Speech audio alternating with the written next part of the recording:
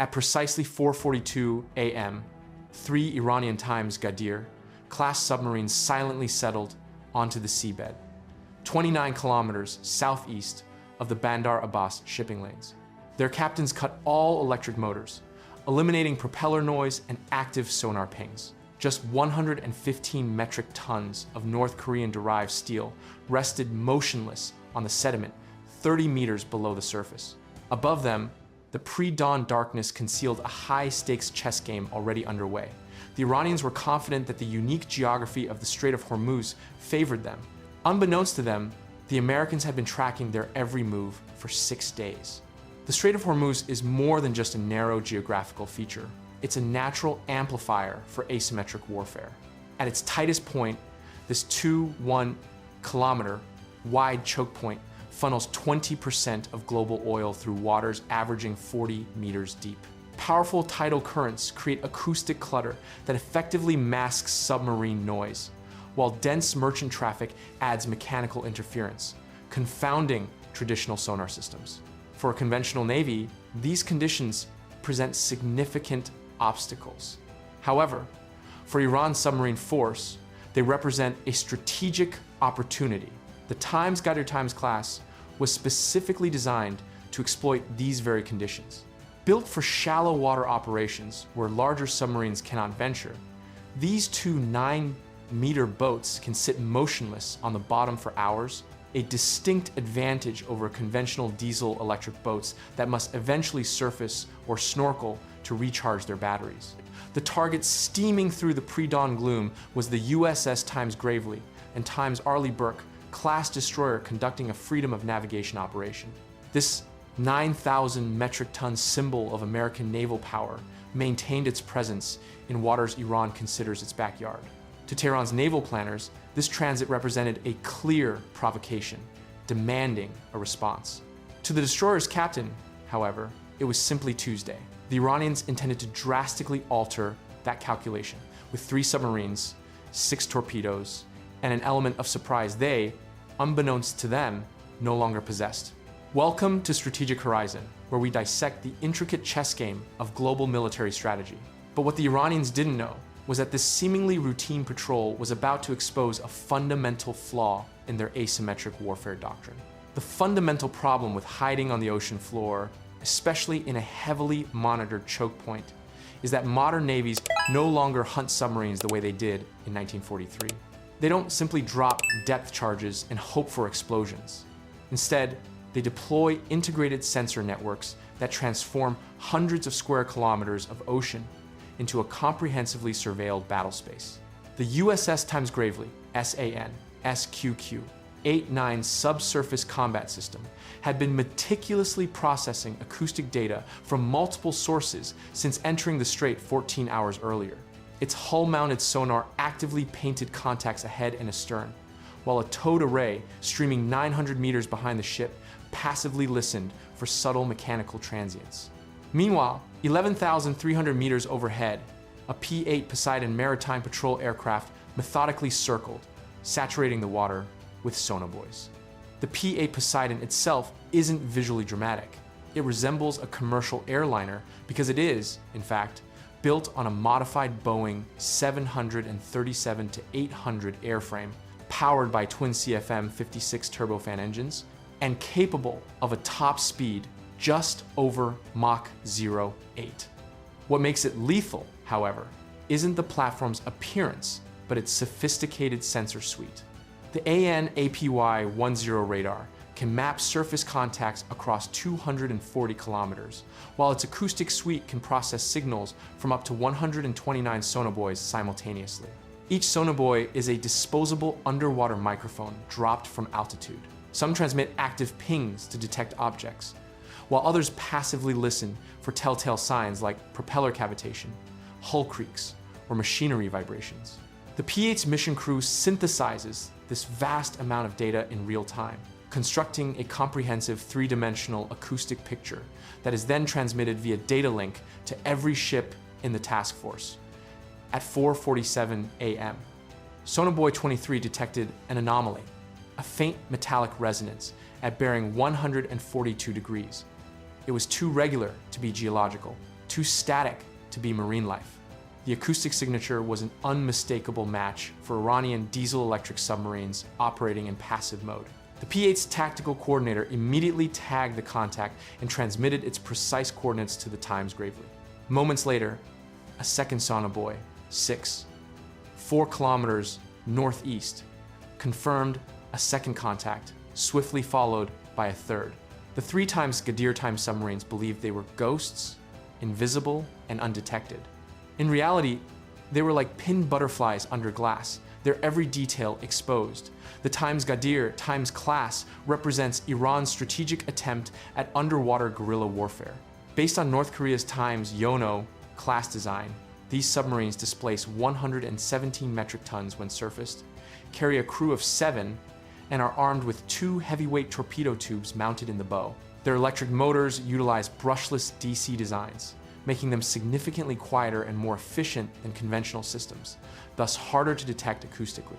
With a maximum speed of just 11 knots, approximately 20 kilometers per hour, they aren't designed for pursuit, but speed isn't their purpose. The Times Ghadir's mission profile centers on pre-positioning in shallow choke points, sitting motionless on the seabed, and patiently waiting for high-value targets to enter their weapons range. In theory, this tactic brilliantly exploits the acoustic clutter of shallow water to mask their presence. In practice, however, it critically relies on an enemy who isn't actively searching. The Times, Gravely Times, had been doing precisely that for 6 days. Inside the destroyer's Combat Information Center, a cool blue light illuminated rows of displays, painting a stark tactical picture. 3 hostile contacts, range 29 kilometers, depth approximately 30 meters, speed 0. All were positioned in textbook ambush locations along the Times Gravely's projected course. The tactical action officer's decision was immediate and decisive. Launch the helo. The MH-60R Seahawk lifted from the flight deck a mere 90 seconds later. This is no mere transport helicopter. It's a dedicated flying anti-submarine warfare platform.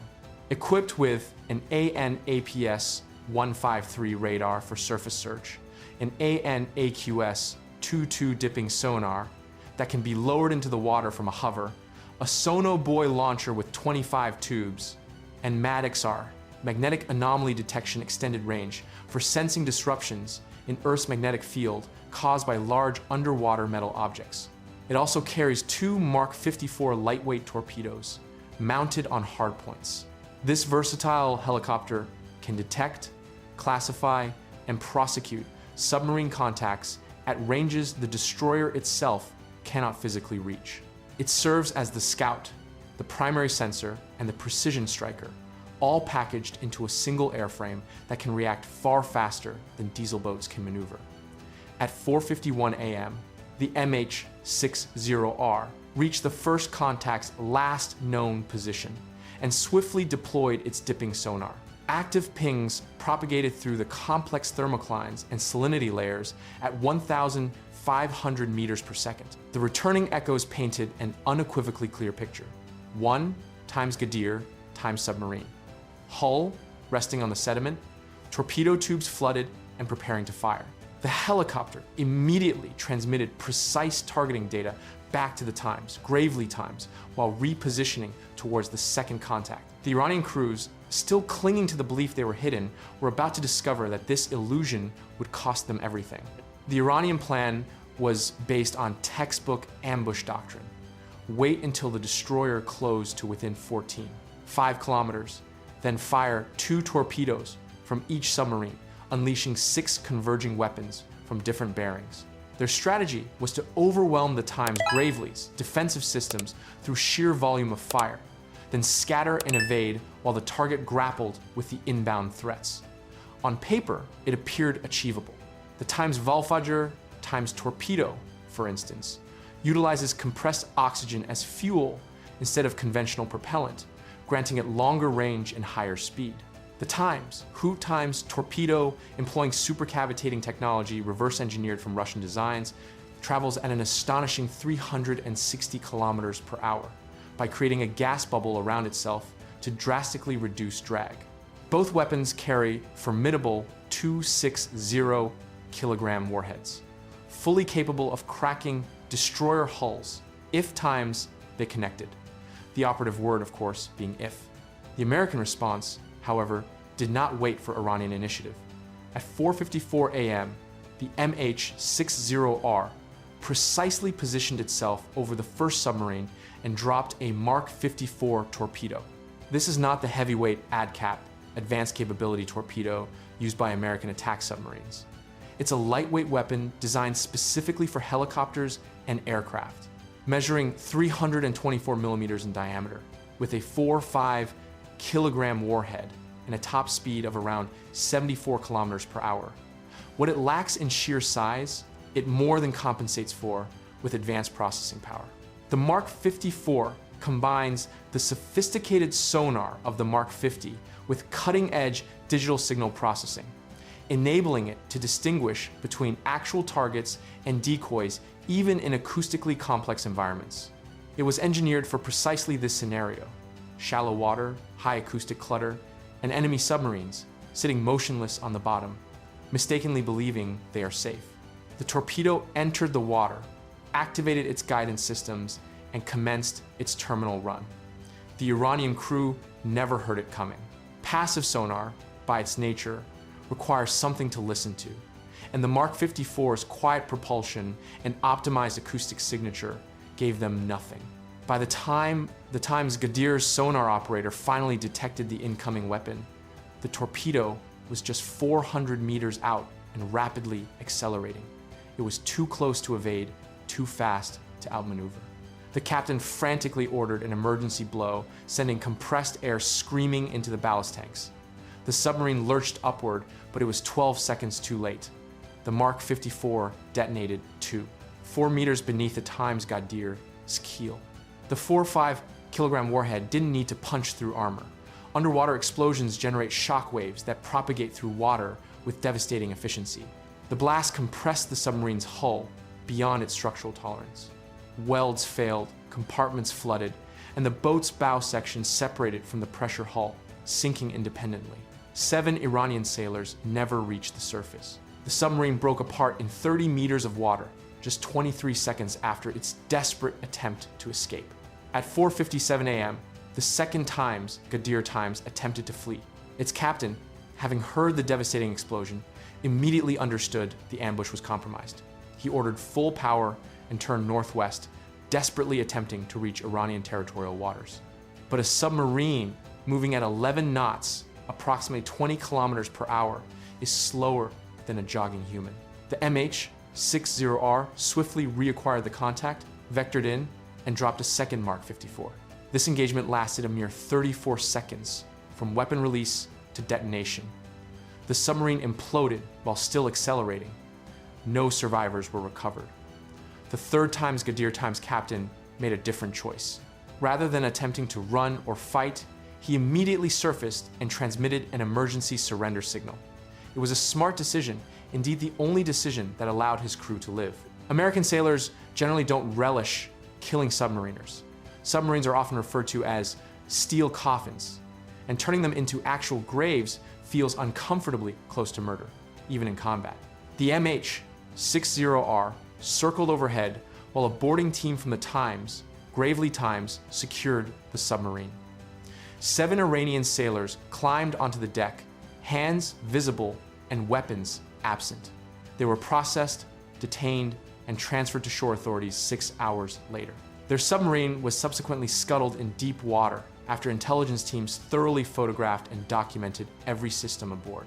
The mathematics of the engagement told an unforgiving story. Iran lost 3 Times Gadir-class submarines, each with an estimated replacement cost of approximately $25 million, assuming domestic production. Training and operational deployment added roughly $2 to $1 million per boat. This brought total Iranian losses to over $81 million, in addition to 14 highly trained submariners killed.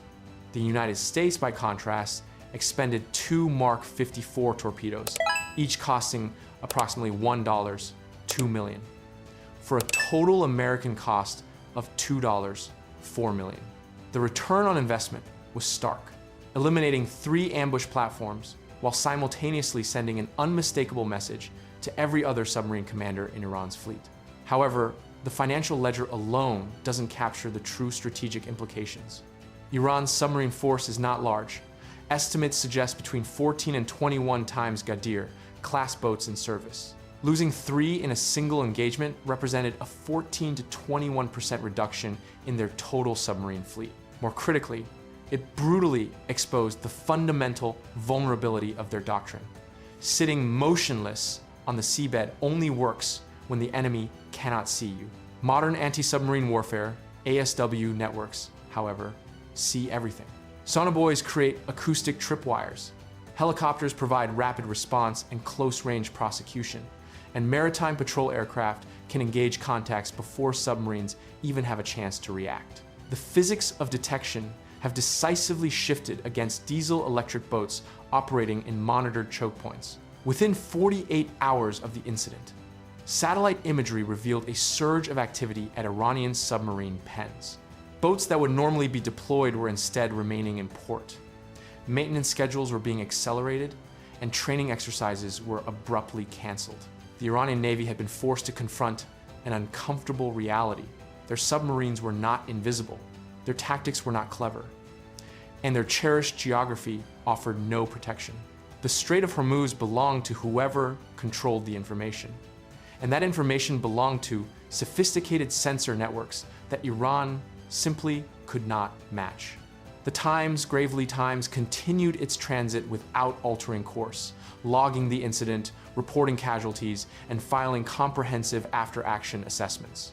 By sunset, the ship had cleared the strait and entered the Gulf of Oman, resuming business as usual for a surface combatant equipped with systems specifically designed to nullify the threat submarines represent. This is the reality of modern anti-submarine warfare, often unfolding away from public scrutiny. There are no dramatic surface battles or missile salvos, just integrated sensors, patient intelligence gathering, and precision strikes delivered before the enemy even realizes the fight has begun. Iran had intended to demonstrate that their submarines could threaten American naval power in their territorial waters. What they actually demonstrated was that bringing Cold War tactics to a digital battlefield is, in essence, suicide by sonar. The Ghadir class boats are lethal against unaware targets, but against a destroyer that knows you're there before you even leave port, they are merely 117 metric ton targets, practicing for their own destruction. Some lessons are learned through experience, others are taught with torpedoes. Iran received the second kind.